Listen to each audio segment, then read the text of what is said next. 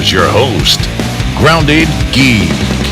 Hey everybody, welcome to the show. It is The Podcast is Real with World Gone Geek. I am Jeff, your host, and I'm really glad that we're back together again. We got a great show for you tonight. A really exciting guest. I'm excited to bring him on and talk to him. He's a prolific character actor. He's worked with some of the best in the business, and he's going to share some of those experiences with us tonight. But I can't do this alone, so I'm going to bring in my co-hosts, Aaliyah and Utah. Welcome, guys. Greetings, program. Hi. What do you have this time, Utah? Tell our podcast audience, because obviously YouTube can see it. Oh, yeah. Well, here we go. This is something I got from San Diego Comic-Con a couple years ago. Ever wonder whatever happened to Samuel Jackson's character from Jurassic Park? Is this because I said hold on to your butts right before we started?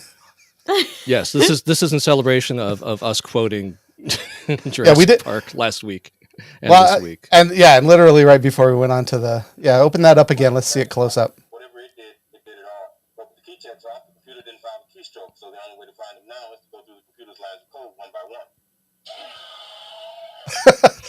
That's great.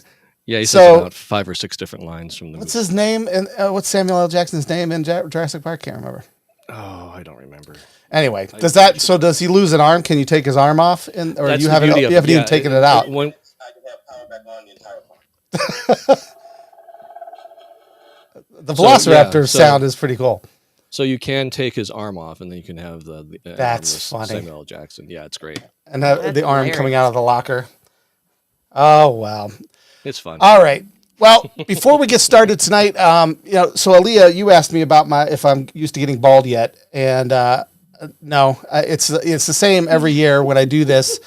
For those of you just tuning in or haven't listened to us before, I shave my head every year for St. Baldrick's. It's to raise money for pediatric cancer research. I'll put the link in the show notes if you want to donate. But it's bald, and then we had a 70 degree day in Cleveland last week. And yesterday, my car and the entire yard is covered in snow. So, but just his car and his yard, though, it was fine over here. I'm just kidding. We had snow. Yeah, it's just over my house. Just your house. So that's the joys of living in Ohio. But I do. It's not. It feels nice because I don't have to get up and like brush it or comb it or do anything. I just I comb my beard more than I do my hair now. So that's kind of fun. Not gonna lie, I've thought about doing the bald. I thought you were gonna say growing the beard. Well, for a second. I guess I've been trying 27 years and nothing. I'm like Utah. You know what? You might have better facial hair than me, Aaliyah. Honestly, I don't know how to take that. My genetics just doesn't allow it. Oh my gosh. I vote yes for either. All right. Well, before we call out our guests, we got a little bit of business to get done here. Over the weekend, I put out some Twitter posts asking for retweets in order to win some digital movie codes that Paramount Pictures was so kind to give us. So first, you're not eligible. So every time we do a contest, I have to remind you that you are not eligible. I keep on forgetting. I do have to tell you a little bit about the movies we're giving away. Then I'll reveal the Twitter winners. Then I'll tell you how you can win some digital codes as well. First up, we got Gasoline Alley with my man, Bruce Willis, in one of his 27 roles he played last year. I think he's trying to outdo Nicolas Cage in how many movies he can release in the shortest amount of time. It's just that's true. They're both working like the hardest working guys in Hollywood, right? They're just constantly making movies. I also feel like at this point he's now just playing the same character in every single one. Sometimes. Hey, now in Gasoline Alley, I watched it. It's a little different character for him. Now he's still kind of, he's still kind of Bruce and cynical a little bit, but yeah. But I don't want to, there's more to this character than you would think. I don't want to give anything away. But anyway, here's a scoop. Gasoline Alley starring Devon Sawa, Bruce Willis, and Luke Wilson is now available on digital and on demand. In this action-packed thriller, Jimmy Jane, a reformed ex-con, is the prime suspect of a savage Hollywood murder with homicide detectives Freeman, that's Bruce, and Vargas, that's Luke. Close on his tail, Jimmy is determined to prove his innocence no matter what it takes. Buy or rent Gasoline Alley and watch it today. Rated R from Paramount Pictures. And like I said, I did watch it. And Devon Sawa, do you remember him? Remember Idle Hands? Do you remember that horror movie, that comedy horror movie? Yeah. Yeah, that's him. He's all grown up and jacked. And just in fact, I don't know how old he is, but I remember that movie. I think I was older than him. I feel like he was a kid. You should look it up while I'm talking, Utah, how old he actually is, because he looks like he's our age. But he looks way better than either one of us. But I mean, he just looks older than I expected. Do you know what I mean? Like I didn't. Yeah, that was the one with Seth Green. Yeah, came out in the late '90s. How old is Devon Sawa? Let's find that out. He was born in '78. Okay, so he is younger than us, but not by a whole lot. So that's okay. Yeah, by 7 years. So very cool. The Twitter winner of that. So all you had to do was follow us on Twitter. Do that now. I'll wait. No. All right. Yeah, the Twitter winner. Now you made me. Now I can't say it. The Twitter winner of that. All you had to do was retweet it, and I drew it right before the show started. Sir Potato Duck. Who should have just won because his name is like the coolest Twitter name I've ever seen. That was pretty. Sir Potato Duck. Sir. Congratulations. Look out for a DM from us. And I'll tell you how you can win a copy in just a second. Now, our next movie giveaway, because they had 2 for us this week, because we were just getting started, and they wanted us to try to get 2 in. And this one I'm excited about even more. Our next movie giveaway is the latest in the Scream franchise, titled Scream? Not that Scream, the new Scream. We all scream. Ice cream. Yeah, they're kind of reviving the franchise with a new sequel that's actually a revival that's going by the original's name. It's going to cause all kinds of confusion for people who are going to try to watch this franchise in 10, 20 years. But it was actually pretty good. It's very much a Scream movie. So if you at all like those, the first 3 I thought were really good. The 4th kind of starts to come off the rails a little bit. This one puts them back on the rails. It's very much in the spirit of the original. Only now they can be really meta about being a revival, a requel they call it, and talk about what's expected in those, and yeah, it's pretty fun. So you can. Is it like Screamception? Because the first Scream. Yeah. Oh yeah. Yeah. Well, the second one was even worse because they're making the movie about the original of the movie. Yeah. So buy or rent the all new Scream movie tonight on digital, starring Neve Campbell, David Arquette, and Courtney Cox. The whole gang is back, which is cool. The new hit movie is certified fresh on Rotten Tomatoes, and critics are calling it 100% terrifying. Buy on digital today and get a killer bonus content, including deleted scenes, cast interviews, and much more. Available at participating retailers. It's also rated R from Paramount Pictures. I enjoyed it. It was good. Our Twitter winner is MovieFan1000. Nice. Glad that's going to a movie fan, right? 1,000. Yeah, and it's the 1,000th ever movie fan. Congrats as well on that achievement. Look out for a DM from us, and you're going to get a copy of Scream. So that's awesome. So finally, you watching right now or listening at home in podcast form, you can also win by leaving us a message on our SpeakPipe. We want to hear from you. You can find that at speakpipe.com/worldgonegeek. All you have to do is click record, and you'll have 90 seconds to leave a message. Feel free to tell us what you love most about being a geek, or rant about some pop culture offense you're upset about, whatever. We're listening. But to win a rental copy of Gasoline Alley and a full digital copy of Scream, you need to know the movie quote of the week. Now, this is new. I didn't even tell Utah and Aaliyah about this. This is brand new. This is a surprise to everyone. What's happening? We're going to use this for future contests. We're going to play a movie quote. You're going to go to SpeakPipe, quote it back at us, and you've got an entry in the draw, which I'm going to draw on Wednesday. So all they have to do is just quote it back. They don't have to quote it back. Name the movie or nope. No, I'm going to tell you the movie. It back. Yeah. Oh, okay. Yeah. So yeah, absolutely. Just quote it back, and you're gonna because technically all they'd have to do is Google it. Fair. You know what I mean? The quote, and you're gonna find the movie. That's a good point. So I'm not gonna. It's not trivia. I just want to know that you're listening to the show and having fun with us. That's awesome. So and it's totally random. Performance doesn't go into it. Yes, well, that's the thing. The quote of the week this week, since Bruce is one of our movies we're giving away, this is a quote from Bruce. This is a Bruce Willis quote. Oh, which one it could be? So that considering that we're not marked explicit, there's one that's not going to make it. Obviously, that we can't use, right? But yeah, this is a quote from Bruce. I'm going to go ahead and play it for you real quick here. See if you can guess, Utah. You won't be attending that hat convention in July. So This sounds so corny. Boba. Here we go. What's up? No. You won't be attending that hat convention in July. All right, so looks like you won't be attending that hat convention in July. And bonus entry if you do it in a Bruce Willis style of voice. If you can recreate that. And remember, I'm a huge Bruce Willis fan, so I'm going to be judging it based on timbre and no, I'm kidding. Oh wow! Okay. Totally kidding. Right. But no, seriously, go to speakpipe.com/worldgonegeek. Throw that quote back at us. Tell us some other stuff too if you want, like what you geek out about, things like that. We'd love it. You got 90 seconds to talk to us. We might use it on the air, so that's pretty cool. Hey, what do you think about the movie? If you know what the quote's from. Yeah. So well, I'll tell you that. Yeah, the movie is Hudson Hawk, which Of course, yes. Oh, I love it. is widely assumed to be his worst movie. I would beg to differ. No, it's one of his best. But well, I don't know if it's one of its best, but totally. It's way better than people give it credit for. It's very goofy. It's very corny, but it's supposed to be. It's tongue in cheek. That's its role. It's trying to be tongue in cheek. So, Hudson Hawk is the movie, but you don't have to know that. You just have to know this quote. You won't be attending that hat convention in July. All right. You could probably guess from the scissor-like sound why the man is not going to attend a hat convention. Oh my god. Aaliyah, do you have any ideas? I now have to rewatch the movie. It's just so great. I mean, the So, cast is awesome too. there's right? a- Danny Cut Aiello. off. Yeah, so there was a decapitation right There was before he yes, says there's that. there was a So this was, keep in mind, this is like, 80s, early 90s. They all have these crazy things they say after they kill people.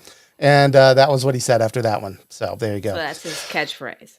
Yeah. Oh, no, Well, well, and Hudson that, Hawk no, is there's filled. Like the whole movie is basically catchphrase. there's a lot of really goofy things in this movie. Yeah. All right. So go, like I said, go to speakpipe.com. The link is in the show notes. On Wednesday, I'm going to draw 3 winners. 3 winners. And they're going to win both movies. So All 3 Gasoline people are Alley gonna is a win digital both? rental, and Scream is a digital copy. Like you're owning it Like you digitally. own it. Yeah. Nice. So you're getting both movies if you win. So that's kind of fun. So 3 people are going to win both. 3 movies, people are winning both copies of both movies. That is correct, sir. That is correct, sir. That is my little Ed McMahon came out there. All right. That was the business, sorry. Today's guest is a multi-hyphenate. I love using that word, right? He's an actor, writer, director, producer, and his first major studio film role was an Academy Award nominated Alan Parker's feature, The Life of David Gale. Good movie. His most recent role, you can find him going toe-to-toe with Academy Award winner Nicolas Cage in the independent feature Willy's Wonderland. Also a good movie. They're completely different movie. Like there's apples and oranges as to what kind of movies. So this is the kind of range that our guy is doing movies. It's awesome. You may also recognize him opposite Tommy Lee Jones in the Academy Award-winning film No Country for Old Men. I'm falling all over my words now. Or with Benicio del Toro's Jackie Boy in the groundbreaking movie Frank Miller's Sin City. My boy Bruce was in that too, by the way. So, ladies and gentlemen, I would like to welcome to the show Chris Warner. Welcome to the show, sir. Hey, thank you much. I appreciate you guys having me. Oh my gosh, I'm so excited. We're so glad that you are here. I've been so as soon as I found you to ask and saw that you were in Willy's Wonderland, I was like, I got to talk to this guy. I got to know all about that. And then because I remember, I didn't know until I read that, but then I'm like, yeah, that's the guy. Like he's the one. You were the one with repairing the car, right? Then he left. Yeah, dear love. Yeah, that's right. Yeah. There he is. Yeah. I don't even know where to start with you because there's so many different amazing movies and people that you've worked with that I want to ask about. But let's start let's start simple. Tell us kind of where you grew up and why acting? Like where did this come from for you? Well, I was born in Virginia, raised in Texas, so you're probably going to hear a twang to my voice, which I'll never relinquish because it sets me apart, and I like that, so to speak. I wasn't a thespian growing up. I wasn't a kid who was in high school drama and stuff. I played Santa Claus in the 5th grade, and I played Santa Claus in the 12th grade for kind of class projects. But I've always loved movies. As a kid growing up, I've always enjoyed watching movies, getting lost in them like most of us do. And I was actually going to college to be a physical therapist, and I was watching a movie one weekend, and I wish I could remember what it was, but I can't. That's being honest. I could make up something, but I came out of the movie and I thought, man, I'm disappointed. That can't be that hard. Well, now I know as an actor, being professional, and to get a job as an actor is a little challenging. But I was working with a friend who's a therapist as well, and we were talking over lunch one day, and I told her about this experience, and basically she took it as giving acting a shot. And I'm like, yeah. And a lot of her friends outside of work were actors. So I started hanging out with her, hanging out with him, started going to acting class. This was in Austin, Texas, where I lived before I moved to LA. And, the love for it grew every day. I was like, wow, this is kind of cool. And then I just made the decision that this is the thing I want to do the rest of my life. And I had finally found it. And when I drove down I-10 west into LA and saw the skyline, it's the first time I'd ever been in Los Angeles, and everything I owned was literally in a U-Haul with my car behind it. So that's how serious I was about doing this thing. And of course, as you mentioned earlier, I had some success in Texas. I was in The Life of David Gale with Kevin Spacey. I think the last thing I did in Texas before I moved out here was a movie of the week opposite Walton Goggins. So, and that was, before he got the Shield and other things like that. So, okay. Yeah. And that's kind of how things got started. I think I was 28 at the time when I made the big shift, the big change. And it was a good one, man. It's the only thing I do when I'm on set or at a computer writing a screenplay that time literally stands still for me. I don't look at the clock. I don't worry about what time it is. So yeah, that's kind of how I got into it, if you will.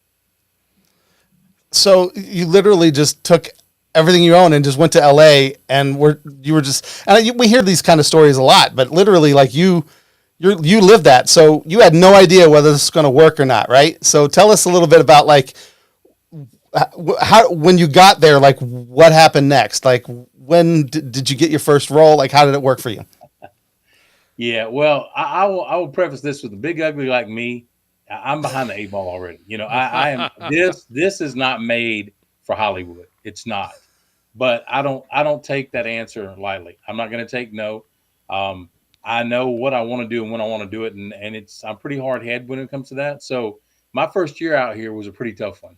Actually, my first 3 years were out here, but my first year out here was a tough one. And the way I look at it is, if the first year wasn't going to run me off, if you will, I was good. And I got through it. I made it. It was a tough one, car repossession, all kind of things. I mean, those stories that, you hear people tell, they do happen. But, I'm lucky that I have a wife who is not only loves me, but is dedicated. I'm married to my high school sweetheart. We've been together almost 35 years. And most women have left me by that time. We're still together. And she wants me to be as, successful as I do most days. So without her, I don't know if I would have survived that first year. I might have tucked my tail and headed back home to Texas. But I did take this. It kind of burned me so much. I took it to heart that this is what I was supposed to do. Now, on the other side of this, guys, I want to say the last count was like 63 regular jobs along my life. I mean, I've been working at times 3 jobs at one time, weekends. I had been a stockbroker for Charles Schwab at one time. I was going to school early on to be a physical therapist. I sold golf supplies through Golfsmith International over the phone. I had taken donations for the Fraternal Order Police. I mean, I have done all kinds of things. I've done security here. I've walked the red carpet. I've guarded Tom Cruise. I've done a whole bunch of things to live a lot of life. And so doing all those things, I had learned along the way that I definitely didn't want to do those. And in comparison to what I'm doing here, I definitely want to do that. And what's crazy with all the heartache and pain that happens in between these opportunities to work with these folks I've worked with, it's all worth it. I mean, the minute I step on set with Tommy Lee Jones and Joel and Ethan Coen, it buys me another 2 years if it needs to be, another year, another month, another 6 months of, putting up with the stuff that you have to put up with. So, in that sense, I encourage people to truly follow their passion. I know a lot of gurus will get out there and tell you that's the craziest thing to say, but I don't know if I'd want to do something for 40 years of my life and be miserable with it. And yeah, this is a tough ride I'm on, but I tell you what, man, the wins when you bank them, they give you a lot of energy to live on. That's for sure. Yeah. I mean, No doubt. you mentioned Joel and Ethan Coen right there, and that was that. I mean, What I a get. love Joel and Ethan Coen. Like I just since Raising Arizona, Blood Simple, like pretty much everything they've made, I absolutely adore. Oh Brother, Where Art Thou is one of my favorite movies of all time, like all time. It's on my top 10 list, and I want he just dropped those names, but I want you to hear some of these other in a good way. I don't mean that in a bad way. Some of these other things where you can find Chris, and they're big things. So he was in Sin City, which we mentioned earlier. After then, Idiocracy. Hey, Luke Wilson is in the movie that I just talked about earlier, Gasoline Alley, and then he's in Idiocracy. So. It says you were a cop at Costco, so we'll come back to that. I want to know more about it. Criminal Minds. Such a funny scene. I just Friday Night Lights, Prison Break. Holy cow. Harold and Kumar Escape from Guantanamo Bay. Machete. It's a good one, Machete. Aaliyah's like, I don't know what half these are. That's okay. And then NCIS, Los Angeles, Justified. Timothy Oliphant is like, I'm really a big fan of him right now. He's doing some awesome stuff. Anyway, yeah. So there's just, I mean, I could keep going, but this is a lot of things. Of all of those, were there moments where you were on set to do this job and you just kind of felt a little starstruck? Like, were there any moments where, or I mean, to me, I'm not an actor, but if I was, and I'm there being directed by Joel and Ethan Coen, I would probably, wet my pants. But did you wet your pants? No, I'm kidding. Tell us, what's it like to walk in with some of these legends and work with them? Well, dude, it's awesome. I mean, I can't. That's the only word I can think of. It's ridiculous that you have a dream and the moment that it kind of comes to fruition. As an actor, what I've learned through my training is to truly be present. You probably heard people say that in interviews, but when you're present in life, you tend to make a point of what's happening in the moment. So again, you bank that moment so it doesn't get forgotten. A lot of times I can think of these things and actually pull up the feelings that I had when it occurred. And I probably, when I did the Life of David Gale with Kevin Spacey, a big moment, and I was probably most nervous because it was at the beginning of my career, if you will, with the feeling that you were talking about.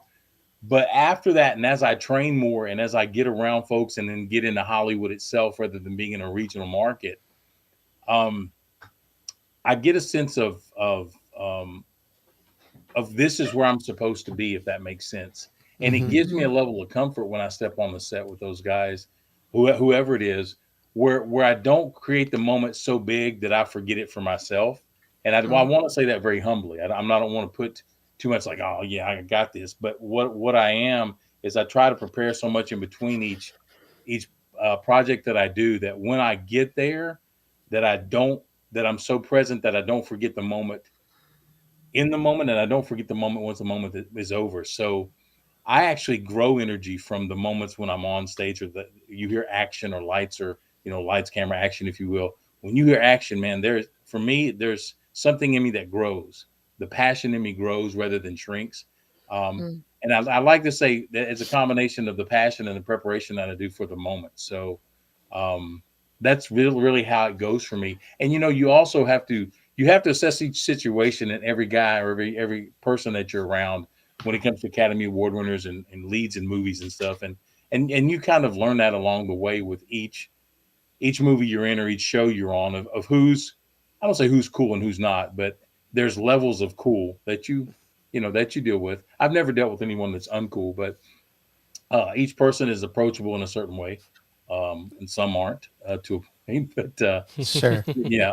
But yeah, I don't ever feel like the moment is too big for me, because I know the work that I've put in to get there.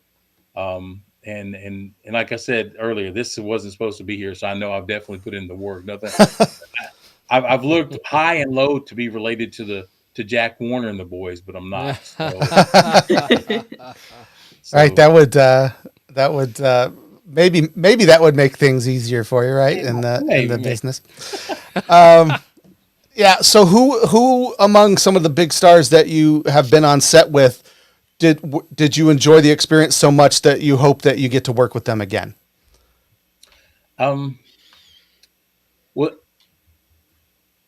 What one director that I love, that's cast me twice is Robert Rodriguez, and Robert is an artist at heart. There's no doubt. To watch Robert from a distance do what he does is an amazing thing. I remember we shooting Sin City. It maybe been fifth or sixth day I was on set, and I was sitting over there. They were setting up a scene, so I was sitting over at Video Village, and then Robert comes over and he carries his guitar on set all the time, and it hangs there at the Video Village, and he grabs it and he's kind of strumming some chords and looking at the ground and walking around and strumming some chords, and maybe 30 seconds passes, and then he literally just hangs the guitar back up and walks right back to set.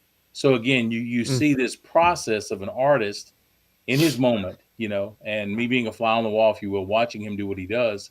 And it was very cool to see things like that. And Robert is definitely, he's definitely an actor's director. When we shot Machete, one of the scene setups we were in, one of the actors in it was having trouble. And I mean, a lot of trouble that it pushed the whole day. Oh, wow. And Robert didn't raise his voice once. He didn't get irritated. About every 5th to 8th take, he would get up and go talk to the actor and then come back. But you could tell that he was nurturing the moment rather than getting upset because it were costing time and money. And it was just so cool to see how he handled the situation rather than seeing how another director and actors in another movie I was in. Yeah, we won't ask you to name names. We know how that works. We don't want that to come back to you. That's awesome because I love Robert Rodriguez as well. I read his book about his like guerrilla filmmaking style. What was it? Rebel. I forget. Yeah, that was it. Rebel. I saw El Mariachi, saw Desperado, which is when you mentioned he was carrying a guitar case. I was going to ask if it was full of guns, but then you went right in and said it was a guitar. But Robert Rodriguez and you did both Machete and Sin City. Did you hope that at all that you were going to get into the Book of Boba Fett? He just directed that whole series. Yeah. Anytime I see Robert doing something, I definitely make it a point. I still work with my agent in Austin. For 23 years, and I always hit him up and say, hey man, Robert's doing this, Robert's doing that. Can we get in to see him? And he does his best to see how we can work our way, at least to get in front of him, because I have worked with him before in the past. So, but yeah, unfortunately, I didn't get called for Boba Fett itself. But I know also that he's doing Alita here, the second Alita, I guess soon. So okay. But yeah, unfortunately, I didn't get called in on those. But you do your best to keep the relationships open and communicate as best you can with guys. And it's always fun when directors use you again because you did something right the first time. So right. Yeah. The main reason I asked that is because I'm a diehard Star Wars fan, just absolutely dyed the wool, love Star Wars. And so that would have been my dream job, right? Trying to get into Star Wars. Is there a franchise or something like that's like kind of like, oh my gosh, if I could be in that would be my dream job. What would that be? Well, the dream job that I have is and I was going to talk to Utah about your shields behind you is I'm a huge fan of the Punisher. Nice. And so much so that I've actually and this will be the first time I share it with the public a little bit. I've created a fan film because I've worked a campaign to be the Punisher at some point in time. Cool. Whether it be on the next show, they shoot another feature, whatever it may be, and I'm a fan of the Punisher, and not only in the comic books, but looking to try to pull him from the page like he is on the page, eventually I call it the right way, but the most authentic way, if you will. And sure. I feel like in that case, they may, it may have not reached its mark as far as fans are concerned. but yeah, if I could be a part of something that exists, it would be not to only be a part of it. I'd actually really like to play Frank Castle. That's awesome. When I was looking at your website, I think you've got some images from that where you're kind of decked out, and I'm like, oh my gosh, this guy's. So yeah, I didn't know that was like a dream. That's awesome. Yeah, that would be really cool. Fantastic. Because we're diehard Marvel fans here too. So like, yeah, that would I would probably be a dream job too. But I don't know what I would do in the MCU, to be honest. But in Star Wars, I could at least be a creature in the alien of some sort. yeah, in one of the cantinas or something, right? There's always something for everybody in Star Wars. Come on. You could be a stormtrooper. Yeah, right? I'm a little short for a stormtrooper. You're not a little short. I knew it. I knew it. I am, though. I think I might be shorter than Mark Hamill. No, I don't know. How tall is Mark Hamill? I don't know, but he's too short to be a stormtrooper. That's right. Go ahead, Aaliyah. You were getting ready to say something. Go ahead, Aaliyah. I was going to say I would just probably be an extra eating somewhere. Just and you can do that. Totally. Yeah. Well, you could have those opportunities right here in Cleveland. They're making tons of movies up here in Cleveland now. So that's true. In fact, the Russo brothers are from Cleveland. Yeah. And those guys are really, in deep with Marvel. So you never know. Maybe we could get it. Like we could be in a shawarma shop. That's what I was going to say. It would be fun. Cool. Well, I'm dominating the conversation because or at least the questions, because really I am. I love this kind of stuff. I want to give you guys a chance to jump in if you have anything that's been waiting for me to shut up and say. Oh, geez. Well, I mean, I'm sure we all have a bunch of questions about how, what it's like behind the scenes, right? Like, number one, your short scene in Idiocracy is one that I always laugh at because it's just such a simple thing, yet it's so hilarious. When you sit there and you spray, because you're the one that says what, and you just keep on spraying Luke Wilson. That's me. That's just.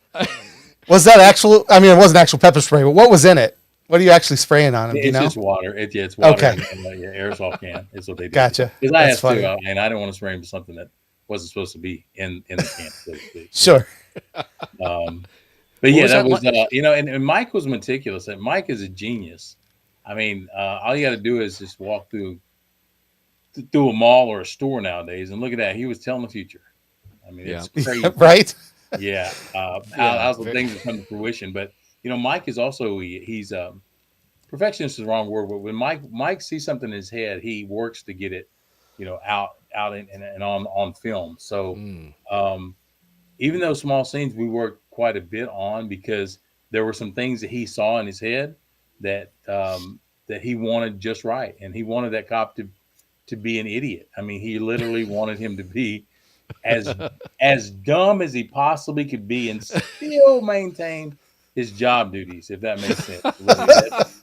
That's kind of he didn't tell me that exactly, but that's kind of what he needed to be.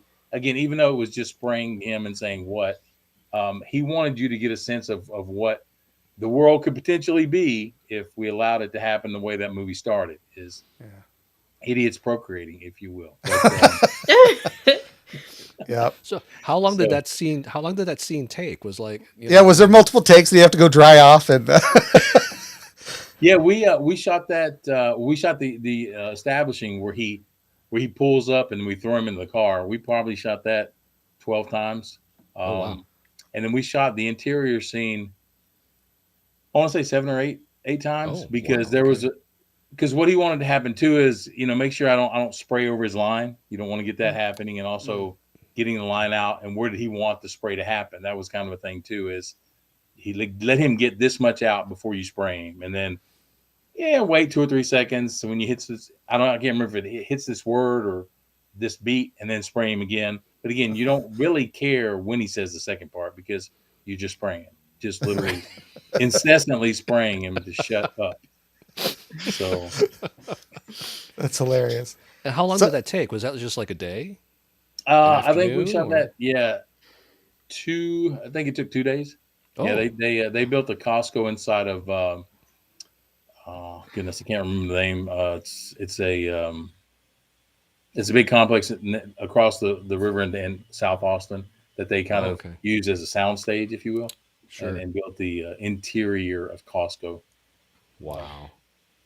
But yeah, and I think it could have been a day shoot, but it probably took a little while longer because again he's pretty meticulous on the way he wants things done. So Sure. which is cool. I mean, I've worked with directors who kind of let you play in the whole sandbox, and then directors who you know make the sandbox a little smaller because they have obviously a vision. But yeah, Mike's a genius, I think. So Very cool.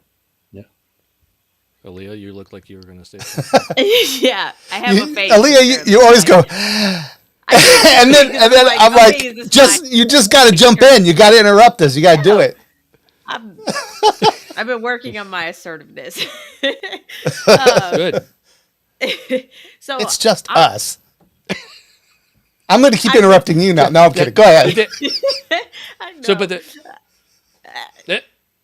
All right. So I am curious about the headspace you have to be in. Like when you're acting, like what do you do? Like what is your prep like before you start to say a line? I think of when I was a kid and I'm watching like High School Musical. She's like doing her sound, making sure that her voice is prepared, like yeah, like that type of thing. What is that like for you? And I think about roles. The reason I'm asking this is because I think about roles that take a toll mentally. And so I just think or could potentially take a toll mentally. So, what does that look like? That's my question. What does that headspace look like for you? Sure. Well, I'll answer the first question first. Yeah, I do have a prep. I call it, for lack of a better way to put it, my wife and I call it my bitty gatas. And those, I learned that term a long time ago to kind of loosen your lips and clear your throat. It's bitty gata, and you do it in reverse. Gotta bitty gata, bitty gata, bitty gata, gotta bitty gata, bitty gata, bitty gata, gotta bitty gata. And there's a bunch of other things I do. I do all the vowels and all the consonants. I do what's called lip trills. That may be what you're speaking over. You kind of, and again, I'm kind of going out of scenes and giving you guys some raw stuff of what crazy actors do over in a corner or in their dressing room or green room beforehand. Another thing that I do prior to doing these kind of exercises is I actually listen to music. I have kind of a playlist of songs that get me in the mind, in the headspace or the mind space that you were talking about, that allows me to get in touch with kind of the range of my feelings. As an actor, I feel like what you come to see is some probably range or flavor or shade of my pain, because I think most art is pulled from pain a lot. So what I need to do is have access to that whole spectrum. So whenever I'm there, I can call on it instantly. I'm not having to muster it up. I muster it up and kind of do my warm up again, if you will, prior to either doing an audition or going on set and doing the scene. Even if I've rehearsed the scene prior, I'm not in that emotional state until I get there. And I really actually don't want to get there 100% until I'm on set shooting that day, because I like the organic process to be a part of the initial or of the performance that I give when it's being recorded. I don't give it 100% during rehearsal. I might go to 90 or 95, 80, something like that emotionally. But what the music does initially for me is it allows me to get in touch with my spectrum of feelings, which as an actor, I see a lot of times some of us don't go there. We don't allow that to happen. And I think it's unfortunate because one, you guys are paying $18 or whatever it is now, to see us entertain you. And me as an actor, what I want to do is actually inspire you, move you to the edge of your seat, whether you're watching me on TV or watching me on a big screen, to make you go do the thing you want to do. That's what I really want to do as an entertainer, or as an artist, is to entertain enough to inspire the folks watching me. But also thinking it from a business standpoint, you're paying to see me. You're paying hard-earned money to see me. I better give you my A game. And the way I prepare for that, again, is to use the music to pull up the feelings. And then I run through my gamut of exercises, if you will. And then running lines. I mean, actors run lines constantly, just so it's automatic. It's not necessarily to learn how the line will be said, because that's the part I enjoy, it being organic. Even though I might have 2 to 3 options available from rehearsal. Like, yeah, I really like the way I said that, but I've got to see how who I'm running it with when I get there comes out. Then I will pick the version kind of instantly to come back with that. But fortunately, we do take, several takes. It gives me that option. And being a character actor, being a guy who, if you're on set for a day or a couple days here and there, you don't get the opportunity to rehearse hardly at all. So that's why you've got to have your options, your 2 to 3 options of reaction available. And that sounds weird because that's not a natural organic reaction, but you have to make it organic as possible. And if you can get there and enough time to rehearse with folks like this, the last when I shot 1883 back in October with Tim McGraw, it was a busy day. I mean, I bet that day was a $5 million day. There were 600 people on set that day. There were 400 extras. There had to be 200 crew. There were 100 horses, 50 wagons. I mean, it was chaos. And Taylor Sheridan's walking around, directing it all in a very, beautiful way, if you will, is the way I can put it. But when we come over, it's business. Tim comes over, we set everything up. Millions of dollars being spent right now. Guys, we're professionals. We need to get this down. Met Tim, met Taylor. How you guys doing? Because this audition was done over tape. I was cast off tape. Tim and I ran the lines 8 times maybe before we started to shoot, and then before we started, Taylor came over and rewrote the front part a little bit. He goes, "Hey guys, we need to add a couple things." Okay, Tim, you say this. Chris, you say this, and then we'll go. Okay, so we ran that about 4 times, and that's where if you don't do the preparation prior, once you get on set, you're going to drop lines. You're going to, miss your marks. You're going to not get hired again because you do that. But once you're in your zone, he throws me a line. Cool. You want to say like this, Taylor? Yeah, do it. And the way it works too on set, if a director doesn't come and redirect you, keep doing what you're doing. What you did last take was what you need to keep doing next take. Don't change that, because then he will come to speak to you, or she will come to speak to you. But yeah, so to answer your first question is, there is a process I go through, and if you watch me do it, you'd think I was crazy.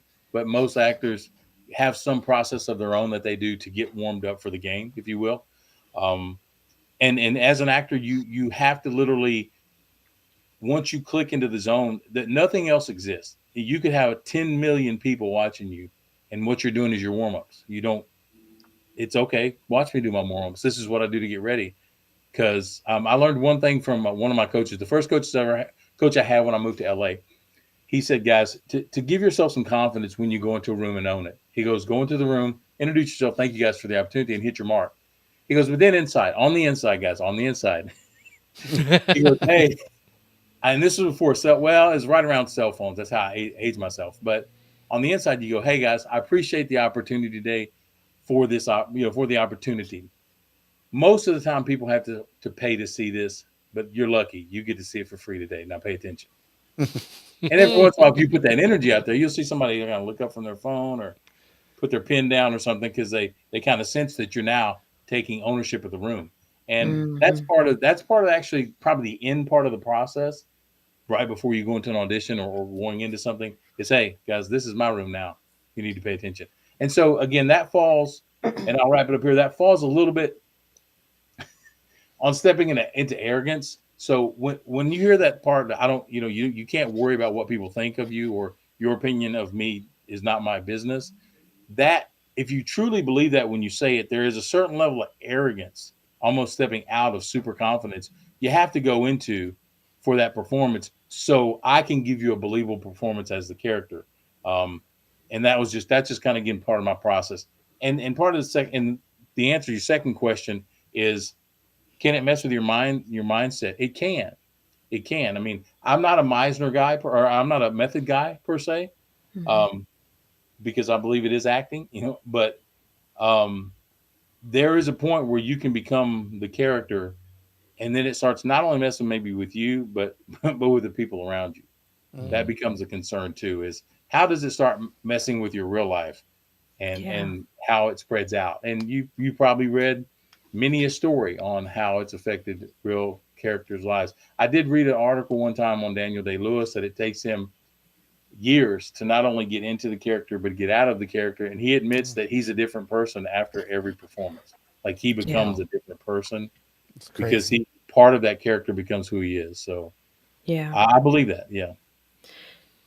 I need to know because I'm fangirling over here. I am a huge country music fan, and when you said Tim McGraw, my heart Right? just was like, Well, I would like to talk about that a little bit. 1883, Taylor Sheridan is like on fire right now. I mean, between Yellowstone and 1883, and now I think it's 1932. They're going to next. Yeah. It's just that. First of all, I love westerns. So, and I know that you're from Texas and you're in a couple. You know what I mean? Like, but 1883 is one of the best shows I've watched in a long time. I just like adored every minute of it, except for that daughter. I love her independent spirit. Like I love that, but she was so mean to her mom and dad who just wanted to protect her and love her, and I'm like. They let her wear chaps. They let her be a cowboy. They let her shoot and carry a gun. They let her, marry an Indian guy that she met and had for like a week. And yeah, they were like, "Are you sure about this?" But they let her do it, and yet she still acts like they've kept her locked in a cage since she was 3 or something. It's just I don't know. It's just that drove me crazy because I was like Tim McGraw and Faith Evans they're great parents. Like I love them, those Western parents. Like I love those characters. So I'm a dad, so that's probably why I'm looking at Elsa and I'm like, no, you've got an attitude, girl. You need to take that down. But she's independent, and I love that about it. But anyway, back to the story. The scene that you're describing there. Like you said, it's massive. Like there's a big shot coming down over the town. You can see the whole thing. I would love to know some of the behind the scenes. Like where is that? Like where do you shoot that? And then you also got to say one of the you got like the cool line in the Western, which is if you're gonna pull that gun, you better know how to use it or something like that, right? Like there's always somebody in the Western that says that to the hero, right? That was you, Chris. That was me. I love that. Tell me a little bit about that experience on that set. Yeah. Well, I work it backwards actually. That line, and also I was fortunate enough to, and this was the line that Taylor added. I got to introduce the infamous James Dutton. You James Dutton? Because he doesn't say I'm James Dutton. I'm the one who actually says his name. He just agreed. So I feel fortunate for that. And and that shot. I mean, it probably took an hour and a half to set that shot up, even though they had shot in the town. So to start at the beginning, they shot that in the Fort Worth Stockyards in Texas. And there's an older part. I think it's more the west side of the stockyards. I was just there a couple weeks ago. Yeah, they took about a 3-block radius, and they covered it all in dirt. And then they took a 6-foot fence and they put it all the way around it. They put the green stuff up so you can see. And they had actually Fort Worth police, not regular security, the police officers at every entrance because they didn't want anybody taking any pictures or anything. They didn't want any kind of leak happening. But they put dirt all over the actual asphalt street, and then they kind of decorated the older buildings. They were old already, but they decorated them into the 1883 look. And yeah, we were right there in that intersection. And they had 3 cameras on us shooting at the same time at ground level. They had the camera on the top of the building that did the wide shot of the master when he rode into town. And it was crazy. I mean, they had 400 extras. And the scene they shot the racehorse scene right after us, lining those extras up side by side. But it was a massive day. It's the biggest day I've ever been a part of. Wow. Haven't been on a Marvel studio movie yet, but Sure. 600 people running around, still understanding what's happening and everything happening as best they can, and to pull it off fairly seamlessly. I mean, the day was pretty seamless. We clipped along pretty good, but. Yet to be around the the organized chaos, the hustle and bustle that it was, and everybody hit their mark. Everybody went where they're supposed to. No one got hurt by a horse and got run over by, a wagon or anything like that. There was gunfire that day. He shot the guy that stole his wallet. Yeah, literally right after you tell him if you're going to draw that pistol, you better know how to use it. He pulls his shotgun and shoots a pickpocket in the back. So I was like, oh, okay, yeah, it was great. Yeah. So it was, it's cool like that day to see. And then, and I'm going out off subject here, but I was going to say it's about Sin City.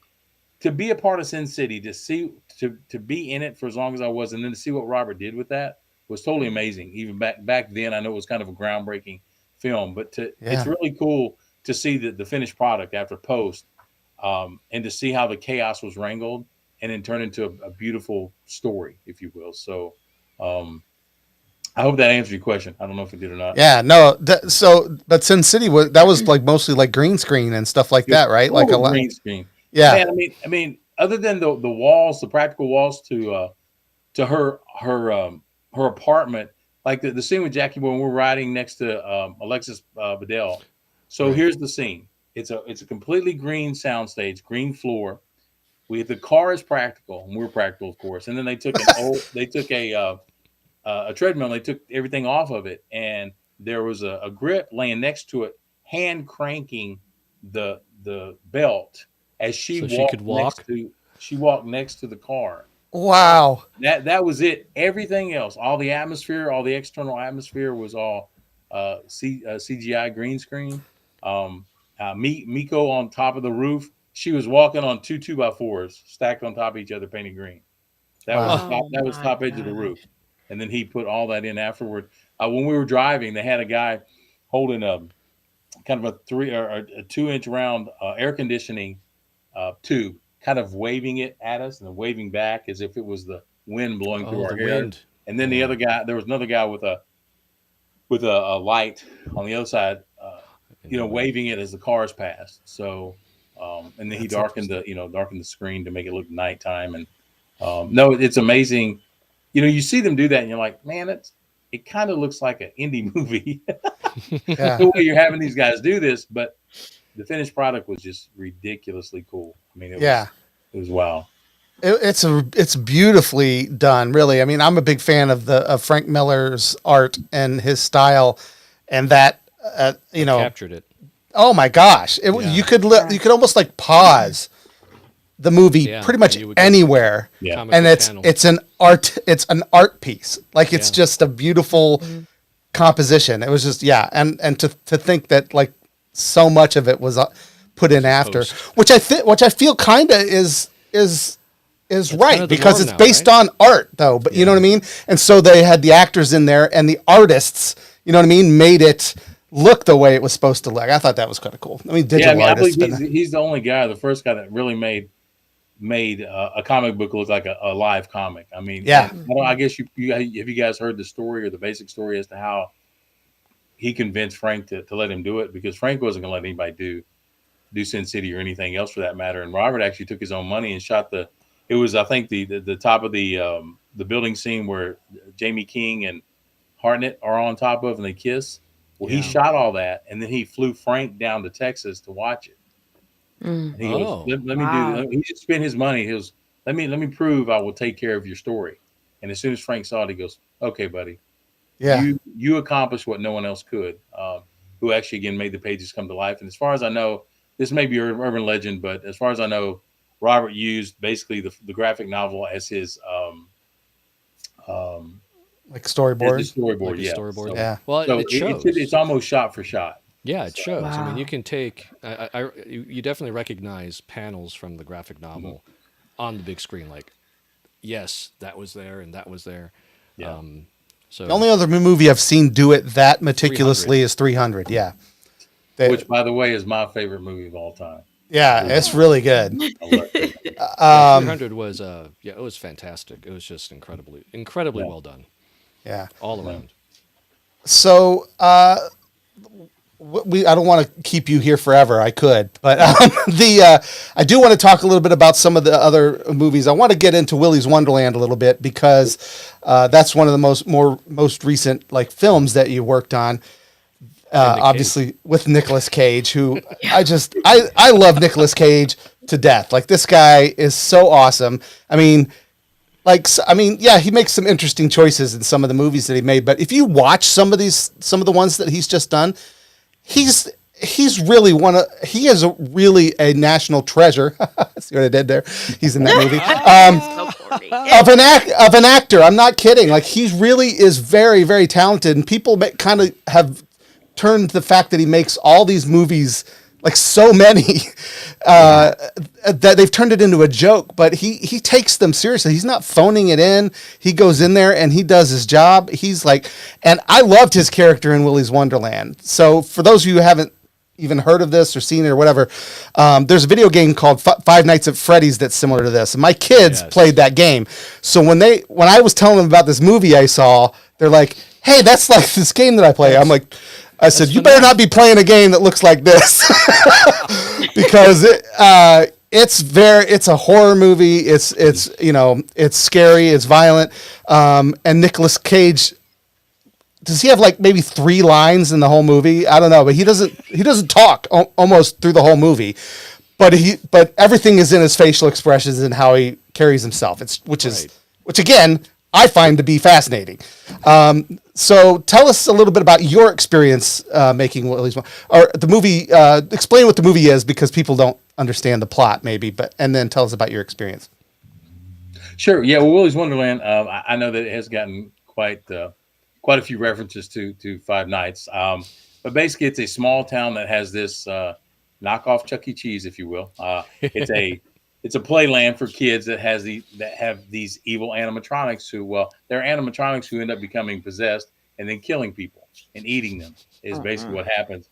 So the leaders of the town get together, one of the businessmen who owns Willy's, the sheriff get together, and then Jed, who's kind of your local mechanic, tow truck driver guy, and the sheriff pleads with him like, look, Willy, if you don't kill any more townspeople, we'll keep you fed. And so the trick comes as people drive by on this highway by this small town. This group of 3 figure out ways to incapacitate them in their vehicles. And they say, look, we don't take cash and no credit card. If you don't have cash, we don't take credit cards, but you can work it off. And so they end up putting them in Willy's for the night to clean it up. And then they lock the doors behind them. And Willy and the boys get fed, if you will, until they meet the janitor, who actually doesn't say a single line in the movie. Wow, that's amazing. And you come to become a fan as he meticulously does his job of cleaning Willy's and killing animatronics. That he does it in only a way Nicolas Cage can do it. You're right. I don't even know if Johnny as not weird as eclectic as Johnny Depp is, maybe he could have pulled that off, but I don't think so. I mean, Nicolas Cage is like the only dude who could have pulled this off the way it was pulled off. I mean, I think one of my favorite scenes of the whole movie is the pinball machine where he's dancing. I mean, that's Nicolas Cage in a nutshell right there. It's just is that something that he like improvised, or did he improvise? Yeah, that was all him. Yeah, that was. Oh all wow. Him. Yeah. So that wasn't in the script. He's dancing at the pinball. I think he just had a moment where he's like, hey, I think he's starting to get into his groove, and he's starting, the night's going on, and he's going to get his Camaro back, and I'll be done with this, and everything will be clean. Because, you see he's meticulous about what he does, wiping the edge of the countertops there and stuff like that. Yeah. So he when he commits to something, he commits to something, and whatever came up along the way, he figured, well, I got to deal with it, and I'll get back to cleaning. So, yeah. And they told him how many how often he could take a break and have a pop and like clockwork. Those are some of the funniest scenes. Like when he's doing stuff and all of a sudden he's back in there taking his little break, just totally, he just totally murdered a machine just 5 seconds ago, and he's just like unfazed by what just happened. Yeah. Changes his shirt, cleans his face, gets right back to it, right? Yep, he goes back to cleaning. You get to play the mechanic who is gonna fix the car. That ends up keeping him. Tell me a little bit about like how you got that role. Like where did you audition for that? Mm-hmm. I did. I wasn't able to find that connection to Jack Warner and the boys, as I told you guys earlier. Yeah. But one of my good buddies who his name's Jeremy Davis, he was a producer on the movie. He and I were in a film called SEAL Team 6 about 12 years ago. He was the lead actor in that movie. And so we've known each other about 12 years. And then he's done some more producing over the years. And he got this script and started to work on it and produce it. Got the money together, and then it was time to start casting. And he's like, I think Chris could play Jed Love. And so he texted me one day and he said, hey man, would you be willing to audition for this role? And I'm like, come on, man, there's a bear mess in the woods. You know what I mean? So he sent me the script and the sides, and I'm like, sure. And he told me 3 things that needed to happen with this character. He was country as a turnip green. He was greasy. He was greasy, and he was and he had a meat stick. That was his thing, I said, okay. So I took those as anchors, and I got my wardrobe together or whatever. And I looked at myself in the mirror, and I'm like, something's missing. I said, I'm not dirty. So I took some black shoe polish, and I was pretty thorough with it, or on my face and hair and clothes and everything. And I kind of put it away, washed my hands, and I looked up in the mirror, and literally I felt Jed Love spirit coming to my body. Like, there he is, man. There he is. And so, I started to come up with this voice, and got a meat stick and did the audition for him, sent it to him. And then he and the director and another producer were like, there he is. So that's him. So yeah. And even with that, in Hollywood, you got friends who are producers, but you still have to, you're still having to audition and stuff. Yeah. And I would tell any actor, whatever, be humble in the moment, you're given the opportunity to do whatever you need to do to take advantage of that opportunity. And that might be the most authentic audition I ever had, and probably the arguably 2,000 auditions I've done in my whole career. So. And what was it like working with Nicolas Cage?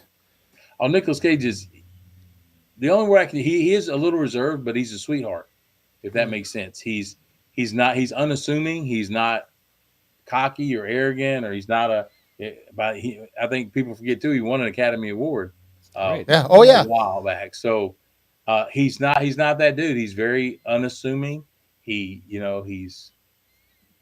simple things, on time. He's cordial. He's complimentary. The scene.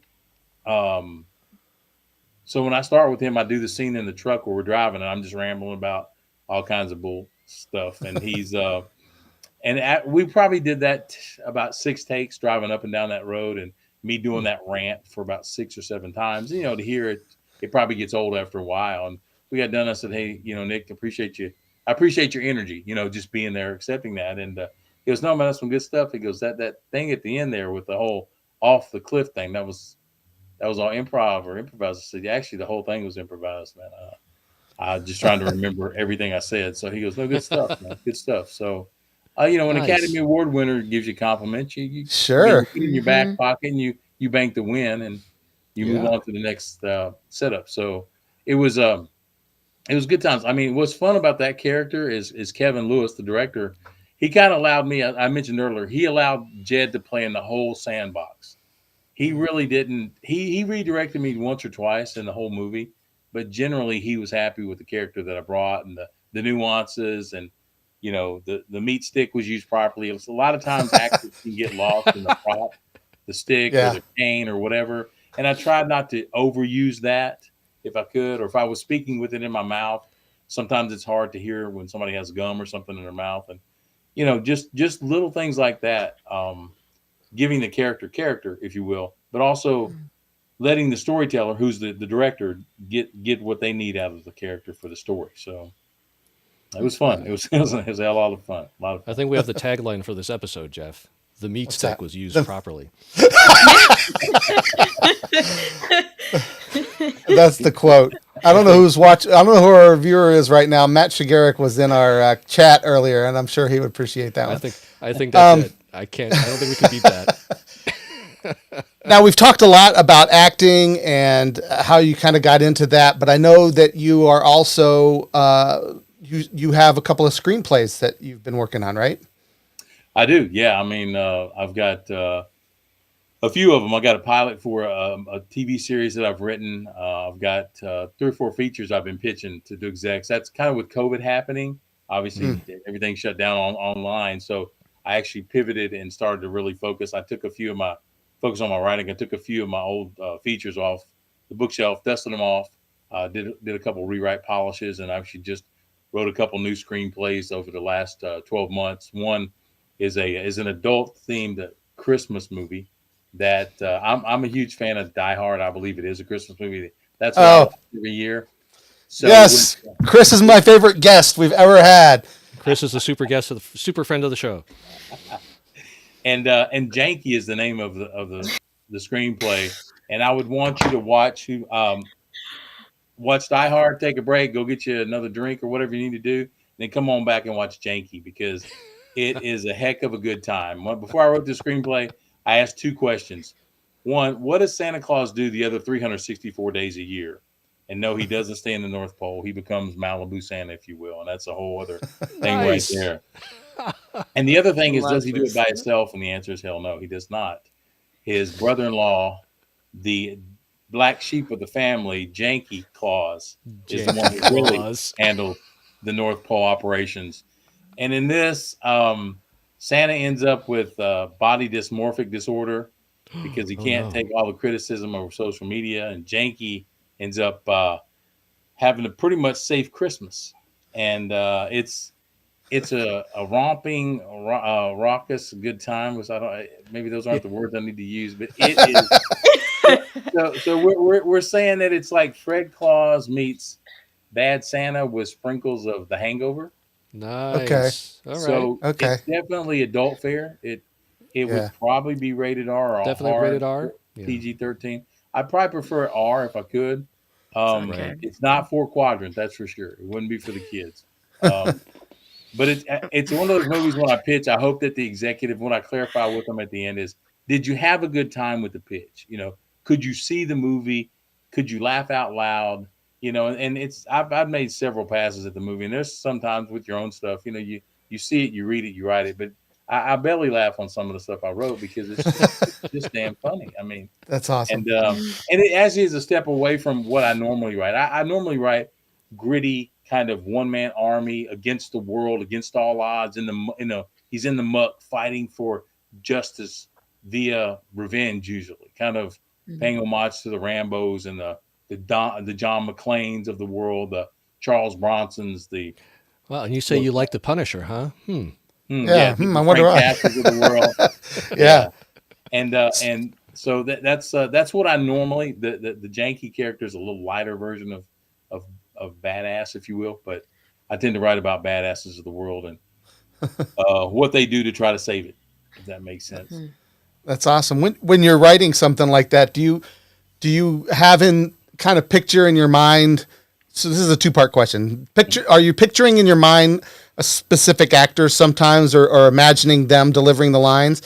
And do you see a role for yourself when you're writing, or do you write a role specifically for yourself when you're writing? Sure. I mean, most of the movies I write, actually the lead character is just kind of a vehicle for myself, if you will. And I understand that, who I am and where I fall in the place of things. But with that said, I do think of an actor comp, somebody who could play the role. And then when I pitch, I do that. A lot of writers don't add what's called an actor comp to the mix, but I do because I want to paint the picture thoroughly. So when I pitch, let's say Janky, I think of, from the beginning, Jason Momoa would play Janky. And his brother-in-law, initially was going to be The Rock, but The Rock just got a new adult-themed Christmas movie, and he's not going to do another in his whole career. So the second choice there was Vin Diesel. I'm like, wait a minute. Who did I just see with Jason Momoa who had ridiculous chemistry as his brother? Dave Bautista. So Dave Bautista would play Santa Claus in this case. So if I could get Jason Momoa and Dave Bautista playing Janky and Santa Claus, and like Mila Kunis playing Jason's little sister Ella Claus, Mila. the wife of Chris, Chris Kringle or Santa Claus. Those are the three people I picked while I was writing this. So when I pitch it, that's the picture that I paint for them.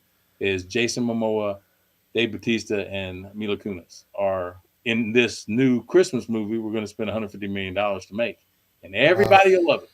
Why? There you Because go. just watch the last fight scene with Jason and Dave and C. I mean, Yeah. even though the fight scene in the gritty show, these guys have great chemistry. I mean, that's true. You believe they were brothers who truly loved each other, who didn't want to fight to the death, but that's kind Fight of to the death? Yeah, I haven't. Oh no. So that is that's in my watch list. I really want to watch that show. I've been going through like all the Apple TV stuff. There's so many good shows on Apple TV. Like people don't know. Yeah. Like it's not, you know what I mean? Because you know, if you don't live in that Apple world, like with Mac and stuff, you might not have it. Like a lot of people just didn't go out and get it. Netflix and Hulu, that's the one people think of. But there's some genius shows on Apple TV right now.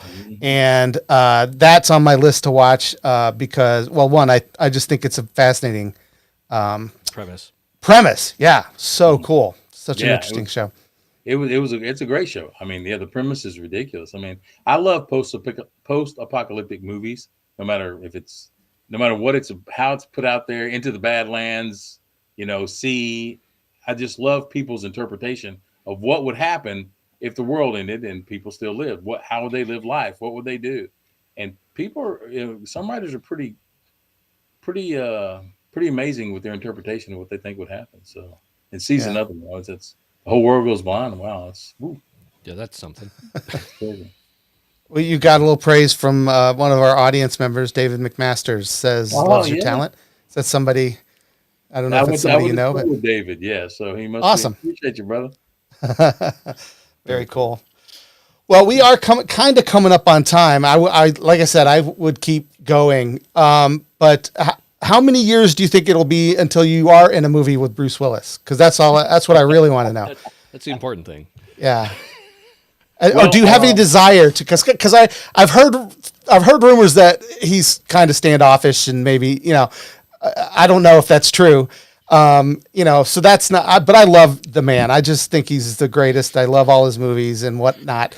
And I hope so. If he is standoffish, I hope I never meet him because you don't they say don't meet your heroes. Crushed, right?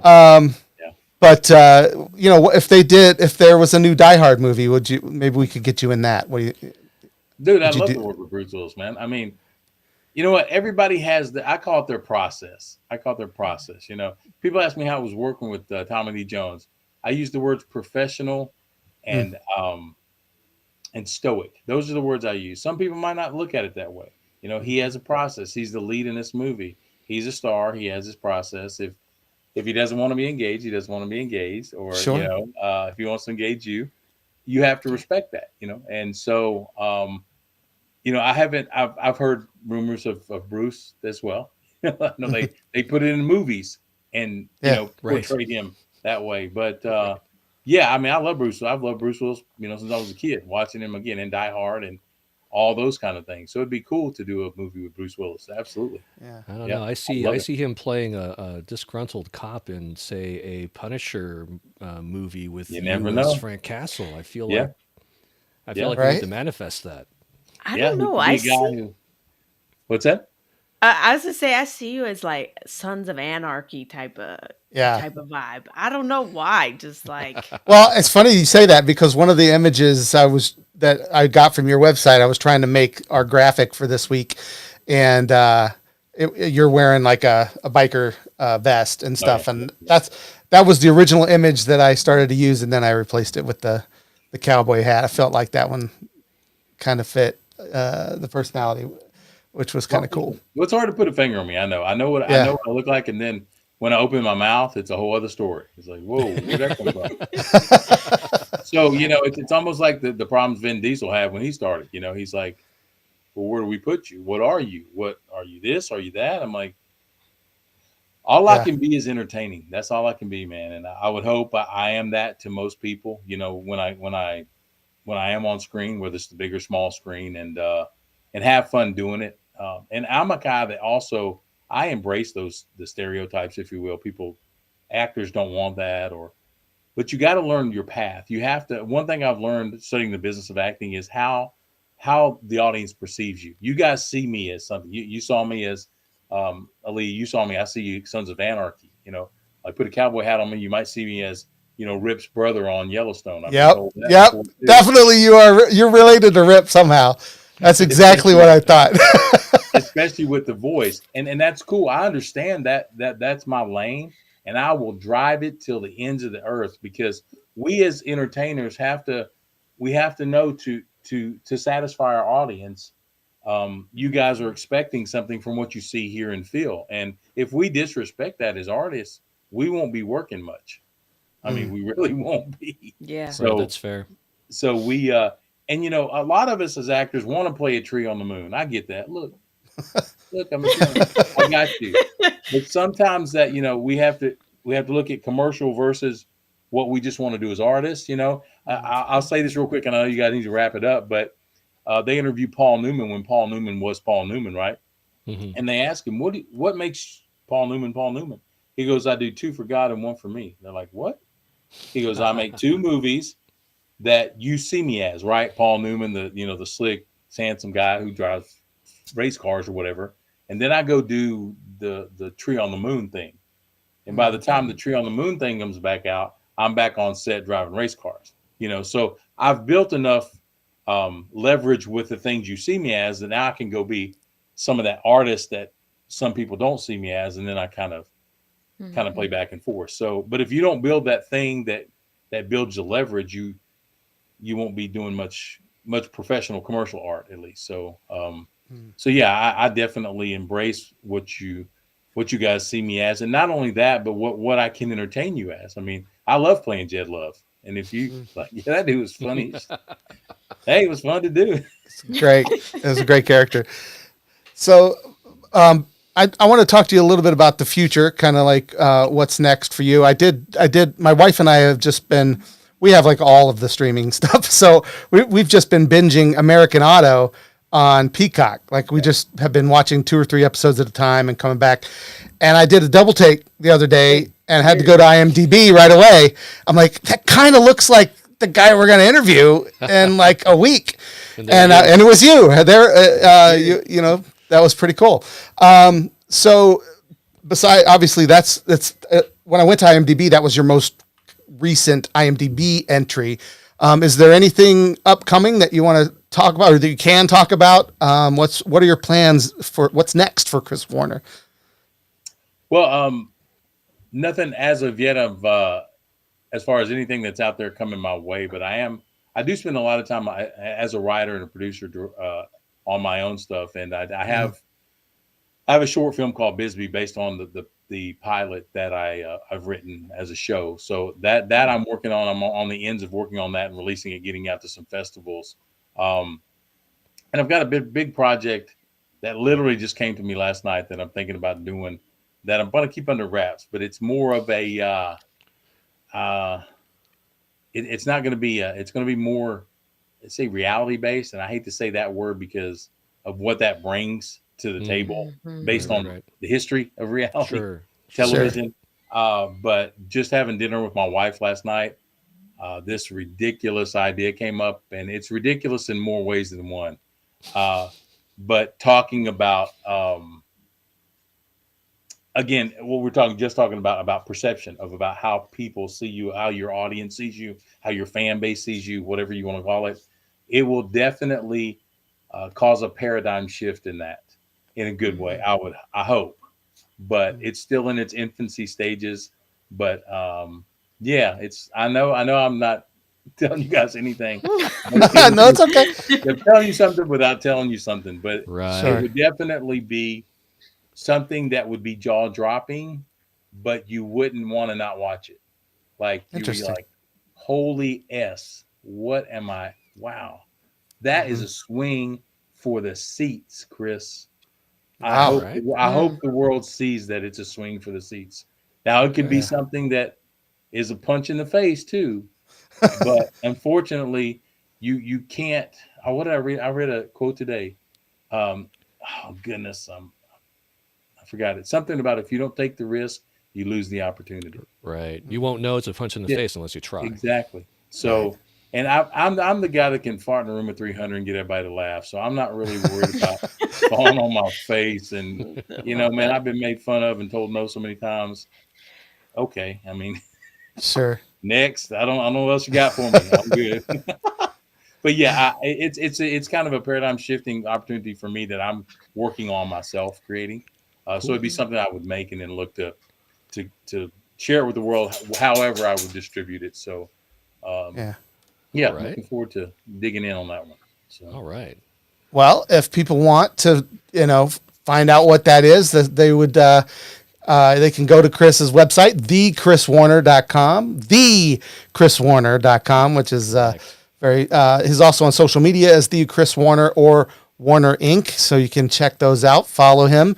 And then when you are ready to drop it, that's probably where we'll hear about it first, I would imagine, right? Somewhere you'll put some information out there for. We should have you back. Yeah, and then when you do, you got to come back because we want to Yes. talk about it. yeah, So- absolutely. It will be something to talk about. Awesome. Awesome. Well, the suspense. I know, right? Well, again, special thanks to you, Chris, for spending time with us tonight. I can't tell you how much we appreciate it. It's been a lot of fun. I literally, we don't really have a time limit. Like we'll keep talking forever, but I do want to respect your time and my family's as well. So we're going to wrap it up here, but thanks again for being here. I do hope you'll come back again when you've got another project. Absolutely. Jeff, Aaliyah, Utah, I appreciate your time, guys, and having me on. It was a great time. All right. That was fantastic. So, thanks to Chris, thanks to Utah and Aaliyah for being here with me again. We appreciate it. Waving. Yep, we're waving. Next week on the show, we've got Joe Stillman. He is going to be here. His credits include Shrek, for which he was Oscar nominated. He's a writer, screenwriter. He won the BAFTA for Shrek as well. And then Shrek 2, he wrote for King of the Hill, The Adventures of Pete and Pete. Remember that? Remember that show? yeah. Beavis and Butthead. He's worked with Mike Judge too. So there you go. There you It was two weeks in a row. We've got guys who worked with Mike Yeah, Judge. the It'll be Mike interesting. Judge connection.